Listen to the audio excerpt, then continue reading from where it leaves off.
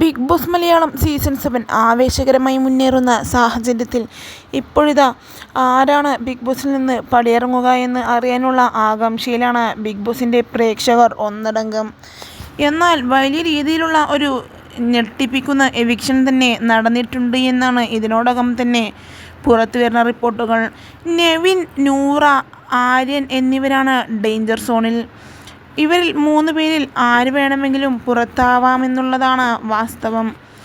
എന്തു തന്നെയായാലും ബിഗ് ബോസിൽ നിന്ന് പുറത്തിറങ്ങിയ മത്സരാർത്ഥികളുടെ പ്രതികരണത്തിന് വേണ്ടി നമുക്ക് കാത്തിരിക്കാം. എന്തായാലും ആരിനാണോ പുറത്താകുന്നത് എന്ന ആകാംക്ഷയിലും നിരാശയിലുമാണ് പ്രേക്ഷകർ ഒന്നടങ്കം. എന്തായാലും ബിഗ് ബോസ് താരം ശോഭയും അതുപോലെ തന്നെ ആര്യൻ്റെ അടുത്ത സുഹൃത്ത് പൂജിതയും ആര്യൻ എവിക്റ്റായി എന്നുള്ള വാർത്ത ഇതിനോടകം തന്നെ പുറത്തുവിട്ടിട്ടുണ്ട്.